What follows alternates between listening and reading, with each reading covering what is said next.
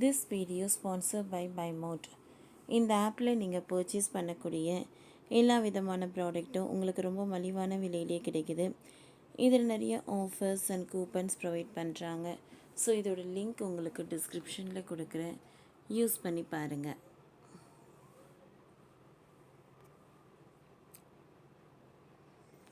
PF பணம் இனி claim reject ஆகாது.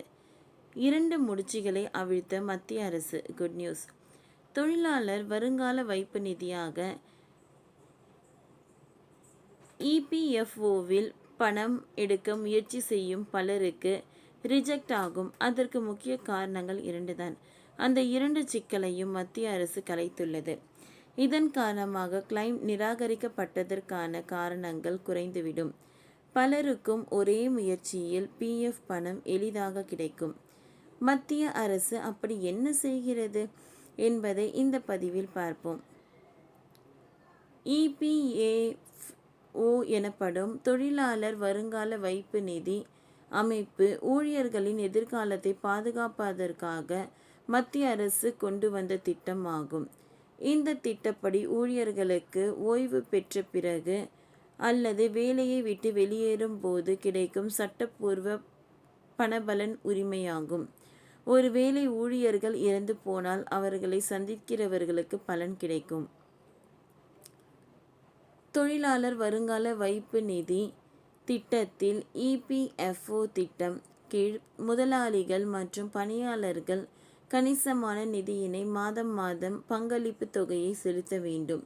அந்த தொகையில் பெறப்படும் வட்டியானது உறுப்பினரின் வருங்கால வைப்பு நிதி கணக்கில் பிஎஃப் கணக்கு வரவு வைக்கப்படும். பின்னர் பணியாளருக்கு ஓய்வு பெறும் போது அந்த வேலையை விட்டு வெளியேறும் போது அந்த தொகை கிடைக்கும். அதேபோல் ஓய்வூதியமும் கிடைக்கும். ஒவ்வொருவருக்கும் 58 வயது அடைந்தவுடன் பிஎஃப் பங்களிப்பில் உள்ள முழு தொகையையும் திரும்பி பெறலாம். அல்லது பணியில் இருந்து ஓய்வு பெறும் பொழுது பணியாளர் முழுமையான செட்டில்மெண்ட் கோரி விண்ணப்பிக்க முடியும். அதே நேரம் ஊழியர் 2 மாதங்கள் அல்லது அதற்கு மேல் வேலை இல்லாமல் இருந்தால் பிஎஃப் பணத்தை முழுமையாக எடுக்க முடியும். அதேபோல் ஓய்வு பெறும் வயதை அடைவதற்கு முன் பணியில் இருந்தபோது மரணம் ஏற்பட்டால் சட்டப்பூர்வ வாரிசுகள் அல்லது நாமினிகளுக்கு முழுமையான செட்டில்மெண்ட் வாங்க முடியும். அதே நேரம் மருத்துவ காரணங்கள் மற்றும் வீடு கட்ட, திருமணம் மற்றும் அவசர தேவைகளுக்காக பிஎஃப் பணம் கணக்கில் அட்வான்ஸ் பணம் எடுக்க முடியும்.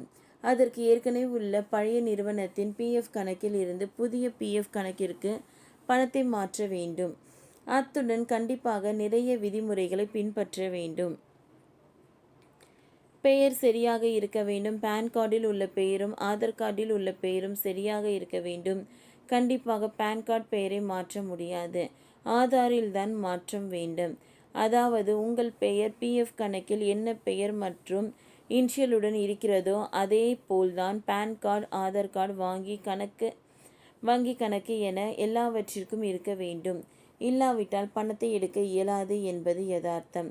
அடுத்ததாக பிஎஃப் அக்கௌண்ட்டை பொறுத்தவரை இப்பொழுது நடப்பு நிறுவனம் கணக்கில் தான் அனைத்து பணமும் இருக்க வேண்டும்.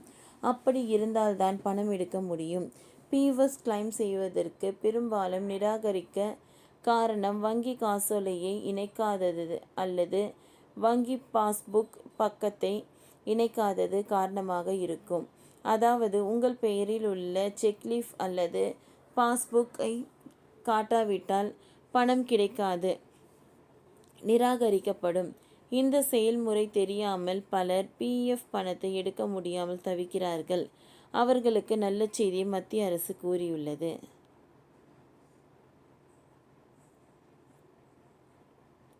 கடந்த 2024ஆம் ஆண்டு மே மாதம் 28ஆம் தேதியில் சோதனை திட்டம் தொடங்கப்பட்டதால் இருந்து இதுவரை 1.7 கோடி இபிஎஃப் உறுப்பினர்கள் பங்கு பெற்றுள்ளனர். மோசமான அல்லது படிக்க முடியாத பதிவேற்றங்கள் மூலமாக உரிமை கோரல் நிராகரிப்புக்கான சாத்தியக்கூறுகள் வெகுவாக குறையும் என எதிர்பார்க்கப்படுகின்றது.